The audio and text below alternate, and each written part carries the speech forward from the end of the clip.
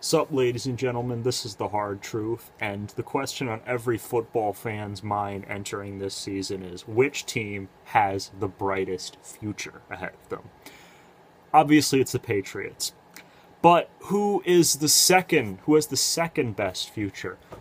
And I've heard Tennessee, I've heard Houston, I've heard Oakland, I've heard the Giants, I've heard the Cowboys. I'm telling you right now, it's the Denver Broncos, and here's why. Number one, they have a stud player in Von Miller. Von Miller is the hands down the best defensive player in the game, one of the best defensive players ever. And he's not the only stud on their defense. They also have two great corners, Chris Harris, Aqib Talib. They have a great safety, TJ Ward. Great secondary in general, the no-fly zone. They have Shaquille Barrett. They have Brandon Marshall. They have Sylvester Williams. This is a dominant defense. And it's going to stay that way for the foreseeable future. So that's reason one. Reason two, the offense is solid. They have great backs. You know, Devontae Booker, C.J. Anderson, now drafting D'Angelo Henderson, who I think is going to be real nice.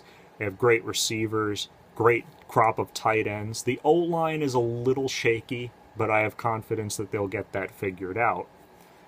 Now, here's where it comes here's where the big reason is that they have the best future ahead of them, besides the Patriots, of course.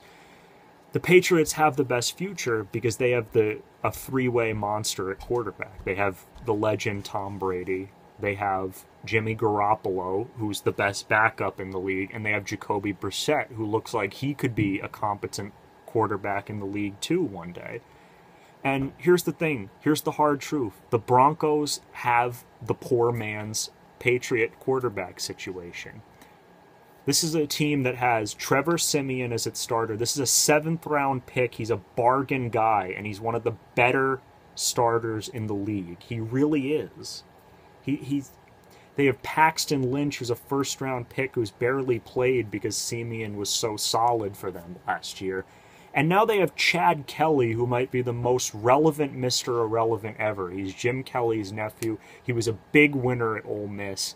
And if he keeps the off-field distractions away, he's going to have a really, really great career for somebody. I really believe it. Here's the thing.